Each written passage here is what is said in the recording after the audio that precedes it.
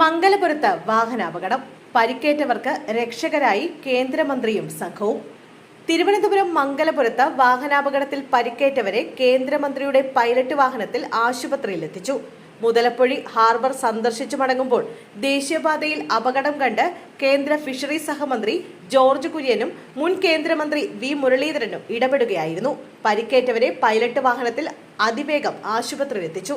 തുടർന്ന് പൈലറ്റ് വാഹനത്തിന്റെ അകമ്പടിയില്ലാതെയാണ് കേന്ദ്രമന്ത്രി യാത്ര ചെയ്തത്.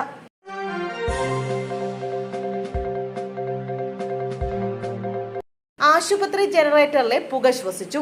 കാഞ്ഞങ്ങാട് സ്കൂളിലെ വിദ്യാർത്ഥികൾക്ക് ശാരീരിക അസ്വാസ്ഥ്യം. കാസർഗോഡ് കാഞ്ഞങ്ങാട് ആശുപത്രി ജനറേറ്ററിലെ പുക ശ്വസിച്ച് കുട്ടികൾക്ക് ശാരീരിക അസ്വാസ്ഥ്യം. 15ലധികം വിദ്യാർത്ഥികളെ ആശുപത്രിയിൽ പ്രവേശിപ്പിച്ചു. കാഞ്ഞങ്ങാട് ലിറ്റിൽ ഫ്ലവർ സ്കൂളിലെ വിദ്യാർത്ഥികൾക്കാണ് ആരോഗ്യ പ്രശ്നങ്ങൾ ഉണ്ടായത്.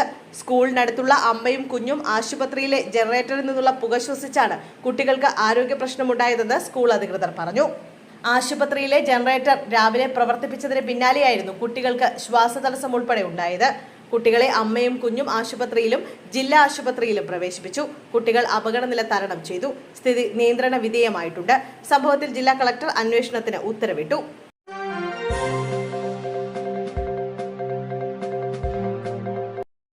മാന്നാർ കൊലക്കേസ് പ്രതി അനിൽ ഇസ്രായേൽ തന്നെയെന്ന സ്ഥിരീകരണം. താമസ സ്ഥലം തിരിച്ചറിഞ്ഞു. മാന്നാറിൽ 15 വർഷം മുമ്പ് കാണാതായ ഇരമത്തൂർ സ്വദേശി കലയെ കൊലപ്പെടുത്തിയ സംഭവത്തിൽ ഒന്നാം പ്രതി അനിൽ ഇസ്രായേലിലുണ്ടെന്ന് സ്ഥിരീകരിച്ച് അന്വേഷണ സംഘം. നിലവിൽ അനിലുള്ള ഇസ്രായേലിലെ സ്ഥലവും തിരിച്ചറിഞ്ഞെന്നാണ് സൂചന. പാസ്പോർട്ട് രേഖകൾ പരിശോധിച്ചാണ് പോലീസ് വിവരം സ്ഥിരീകരിച്ചത്. ഇയാളെ തിരിച്ച് നാട്ടിലെത്തിക്കാനുള്ള ശ്രമം പുരോഗമിക്കുകയാണ്. അനിൽ സ്വയം നാട്ടിലെത്തുമെന്നാണ് പോലീസ് കരുതുന്നത്. അല്ലെങ്കിൽ തിരിച്ചറിയൽ വാറണ്ടും നോട്ടീസും പുറപ്പെടുവിക്കാനാണ് നീക്കം. 3 മാസം മുമ്പാണ് അനിൽ ഇസ്രായേലിന് പോയത്.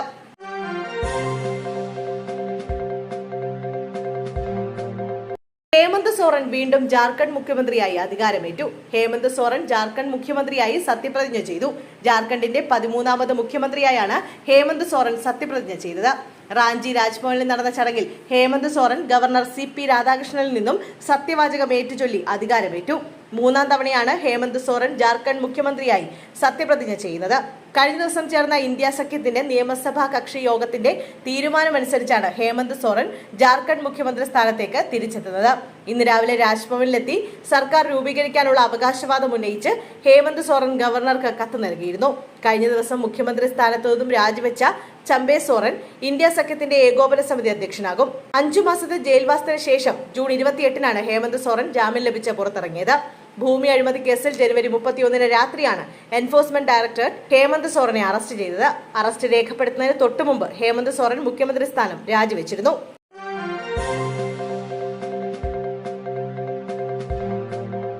ബീഹാറിൽ വീണ്ടും പാലം തകർന്നു. 24 മണിക്കൂറിനിടെ തകർന്നത് 3 പാലങ്ങൾ. അന്വേഷണം. ബീഹാറിൽ വീണ്ടും പാലം പൊളിഞ്ഞു വീണ അപകടം. സാരണിലെ സിവാൻ ജില്ലയിലെ പാലമാണ് പൊളിഞ്ഞു വീണത്. കഴിഞ്ഞ 24 മണിക്കൂറിനിടെ ഇത് 3ാമത്തെ പാലമാണ് പൊളിഞ്ഞു വീണിരിക്കുന്നത്. പാലങ്ങൾ പൊളിയുന്നത് പതിവ് സംഭവമായതോടെ ബീഹാർ മുഖ്യമന്ത്രി നിതീഷ് കുമാർ സമഗ്ര അന്വേഷണത്തിന് ഉത്തരവിട്ടു. എല്ലാ പാലങ്ങളുടെയും സുരക്ഷ പരിശോധിക്കണമെന്നും അറ്റകുറ്റപ്പണികൾ നടത്തണമെന്നും നിതീഷ് നിർദ്ദേശം നൽകി. ദിവസങ്ങളായി തുടരുന്ന മഴയാണ് സംഭവങ്ങൾക്ക് കാരണമെന്ന് അധികൃതർ അറിയിച്ചു. അതേസമയം അഴിമതി ആരോപണവുമായി പ്രതിപക്ഷ കക്ഷികൾ രംഗത്തെത്തിയിട്ടുണ്ട്.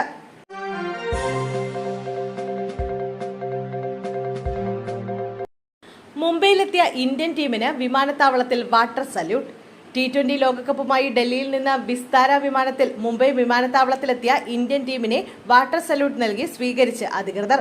വിമാനത്താവളത്തിലെ അഗ്നിശമന സേനാ വിഭാഗമാണ് ഇന്ത്യൻ താരങ്ങളെയും വഹിച്ചുകൊണ്ടുവന്ന വിസ്താര വിമാനത്തിന് വിമാനത്താവളത്തിൽ വാട്ടർ സല്യൂട്ട് നൽകി സ്വീകരിച്ചത്.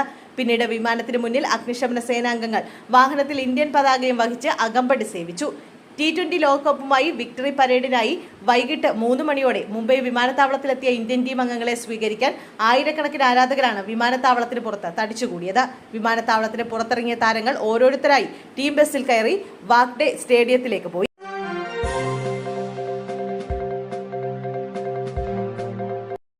സ്കൂൾ വിദ്യാർത്ഥിനികൾക്ക് ക്രൂരമർദ്ദനം. പിന്നിൽ മദ്യപ സംഘം. തൃശൂരിൽ സ്കൂൾ വിദ്യാർത്ഥികൾക്ക് നേരെ ക്രൂരമർദ്ദനം. മദ്യപിച്ച് കാറിലെത്തിയ സംഘം വിദ്യാർത്ഥികളെ വഴിയിൽ തടഞ്ഞു നിർത്തി മർദ്ദിക്കുകയായിരുന്നു. വിആർപുരം ഗവൺമെന്റ് ഹയർ സെക്കൻഡറി സ്കൂളിലെ +2 വിദ്യാർത്ഥികൾക്കാണ് മർദ്ദനമേറ്റത്. ക്ലാസ് കഴിഞ്ഞ വിദ്യാർത്ഥികൾ പോകുമ്പോഴാണ് ആക്രമണമുണ്ടായത്. കൂട്ടത്തിലുണ്ടായിരുന്ന 2 വിദ്യാർത്ഥികളെ കാറിലെത്തിയ സംഘം സമീപത്തെ വീട്ടിലേക്ക് വലിച്ചുകൊണ്ടുപോയി മർദ്ദിക്കുകയായിരുന്നു. മർദ്ദനത്തിൽ പരിക്കേറ്റ ജോഷ്വ ജോഷി, ആബേൽ ബിനോയ്, ആൽവിൻ ഷാജു എന്നിവർ ചികിത്സയിലാണ്.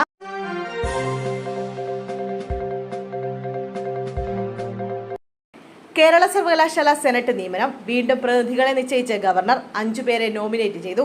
കേരള സർവകലാശാല സെനറ്റ് നിയമനത്തിലേക്ക് 5 പേരെ നോമിനേറ്റ് ചെയ്ത് ഗവർണർ ആരിഫ് മുഹമ്മദ് ഖാൻ 4 വിദ്യാർത്ഥി പ്രതിനിധികളെയും 1 അധ്യാപക പ്രതിനിധിയെയുമാണ് നോമിനേറ്റ് ചെയ്തത്. KS Devi Aparna, R Krishnapriya, R Ramanand, GR Nandana എന്നിവരാണ് വിദ്യാർത്ഥി പ്രതിനിധികൾ. മികവിന്റെ അടിസ്ഥാനത്തിലാണ് ഇവരെ നാമനിർദ്ദേശം ചെയ്തത്. തോന്നയ്ക്കൽ സ്കൂളിലെ S സുജിത്താണ് അധ്യാപക പ്രതിനിധിയായി സെനറ്റിലെത്തുന്നത്. നേരത്തെ സെനറ്റിലേക്കുള്ള ഗവർണറുടെ നോമിനേഷൻ ഹൈക്കോടതി റദ്ദാക്കിയിരുന്നു.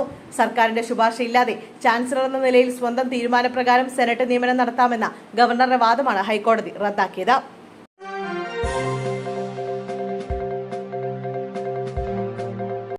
FMGE പരീക്ഷയുടെ ചോദ്യപേപ്പറും ഉത്തരവും വിൽപ്പനയ്ക്ക്. സൈബർ പോലീസ് കേസ് രജിസ്റ്റർ ചെയ്തു. വിദേശത്ത് MBBS പഠനം പൂർത്തിയാക്കിയ ശേഷം ഇന്ത്യയിൽ പ്രാക്ടീസ് ചെയ്യാൻ ആഗ്രഹിക്കുന്നവർക്കായി നാഷണൽ ബോർഡ് ഓഫ് എക്സാമിനേഷൻ നടത്തുന്ന ഫോറൻസ് മെഡിക്കൽ ഗ്രാജുവേറ്റ് എക്സാമിനേഷൻ എന്ന പരീക്ഷയുടെ ചോദ്യപേപ്പർ വിൽപ്പനയ്ക്കെന്ന് ടെലഗ്രാം ഗ്രൂപ്പിൽ പരസ്യം ചെയ്ത സംഘങ്ങൾക്കെതിരെ case. Thiruvananthapuram city cyber crime പോലീസാണ് കേസ് രജിസ്റ്റർ ചെയ്തത്. ജൂലൈ 6 നടക്കുന്ന പരീക്ഷയുടെ ചോദ്യപേപ്പറും ഉത്തരങ്ങളുമാണ് വിൽപ്പനയ്ക്കെന്ന പേരിൽ ടെലഗ്രാം ഗ്രൂപ്പുകളിൽ പരസ്യം ചെയ്തത്. ദ പബ്ലിക് എക്സാമിനേഷൻ ആക്ട് 2024 പ്രകാരമാണ് കേസെടുത്തത്. ഈ നിയമം ചുമത്തി രജിസ്റ്റർ ചെയ്യുന്ന സംസ്ഥാനത്തെ ആദ്യ കേസാണിത്. ഇത്തരം തട്ടിപ്പുകൾ കണ്ടെത്തുന്നതിന്റെ ഭാഗമായി വിവിധ ടെലഗ്രാം ചാനലുകൾ ഉൾപ്പെടെയുള്ള സമൂഹ മാധ്യമങ്ങളിൽ 24 മണിക്കൂറും സൈബർ പെട്രോളിംഗ് ആരംഭിച്ചതായി പോലീസ് സൈബർ ഡിവിഷൻ അറിയിച്ചു.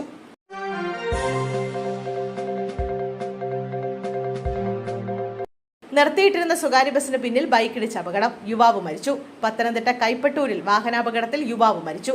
കൈപ്പട്ടൂർ ചാക്കശ്ശേരിൽ വീട്ടിൽ N ബാലകൃഷ്ണപിള്ളയുടെ മകൻ CB അഖിലാണ് മരിച്ചത്. 33 വയസ്സായിരുന്നു. രാത്രി 7:20 കൈപ്പട്ടൂർ കുരിശുകവലയ്ക്ക് സമീപമായിരുന്നു അപകടം. അമിത വേഗതയിൽ വന്ന അഖിലിന്റെ ഇരുചക്ര വാഹനം നിർത്തിയിട്ട ബസിന് പിന്നിൽ ഇടിക്കുകയായിരുന്നു. അടൂരിൽ നിന്ന് പത്തനംതിട്ടയ്ക്ക് വന്ന യൂണിയൻ ബസ് സ്റ്റോപ്പിൽ നിർത്തി ആളെ ഇറക്കുമ്പോഴാണ് അപകടം നടന്നത്. ബൈക്കിൽ നിന്ന് തലയടിച്ച് തെറിച്ചു വീണ യുവാവ് തൽക്ഷണം മരിച്ചു. മൃതദേഹം പത്തനംതിട്ട ജനറൽ ആശുപത്രിയിലേക്ക് മാറ്റി.